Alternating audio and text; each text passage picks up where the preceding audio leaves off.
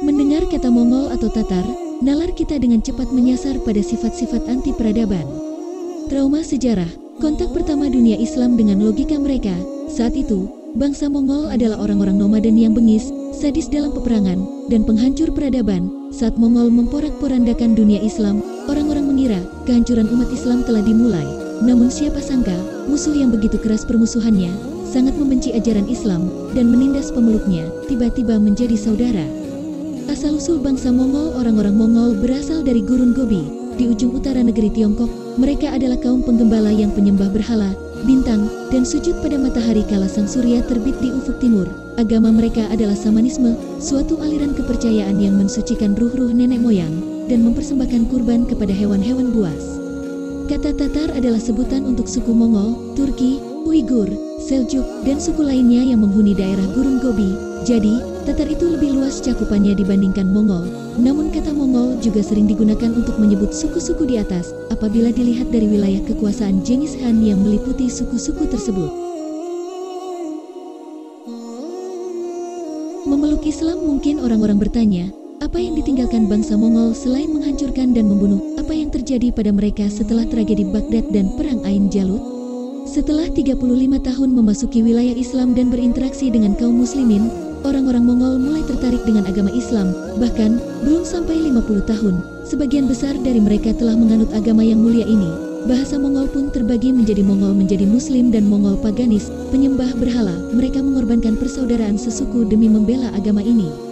Meskipun telah menjadi Muslim, ada sifat-sifat asli bangsa Mongol yang tidak hilang. Baik kepercayaan maupun karakter, memang Islam telah mengubah mereka, namun perubahan itu tidak terjadi secara menyeluruh seperti generasi awal Islam dulu. Di sisi lain, kita tidak boleh melupakan jasa-jasa mereka. Orang-orang Mongol telah memberikan kontribusi besar dalam peradaban Islam, terlebih lagi apa yang mereka lakukan tidak pernah terjadi sebelumnya dan tidak terulang lagi di masa setelahnya. Wilayah-wilayah yang belum pernah diinjak oleh kaum muslimin menjadi negeri Islam, dari ujung timur hingga perbatasan provinsi-provinsi Arab dan batas-batas Eropa menjadi wilayah Islam. Pembagian daulah Mongol, Genghis Khan menginvasi banyak wilayah hingga kerajaannya memiliki wilayah yang sangat luas. Ia membagi-bagi wilayah kekuasaannya kepada anak-anaknya dari istri pertama. Mereka adalah putra tertua, Jochi, menguasai wilayah Rusia, Khawarizm, Kaukasus, dan Bulgaria. Chagatai menguasai wilayah-wilayah Uighur, Turkmenistan Barat, dan negeri-negeri seberang sungai. Tolui menguasai wilayah Khurasan, Persia, wilayah-wilayah Asia Kecil, dan sebagian wilayah Arab. Ogedei menguasai wilayah Mongol, Tiongkok, Turkmenistan Timur, dan wilayah-wilayah kekuasaan Genghis Khan di sebelah timur. Tersebarnya Islam di tengah masyarakat Tatar tak terbayangkan sebelumnya. Tiba-tiba dakwah Islam menyebar begitu saja di tengah-tengah orang-orang Mongol.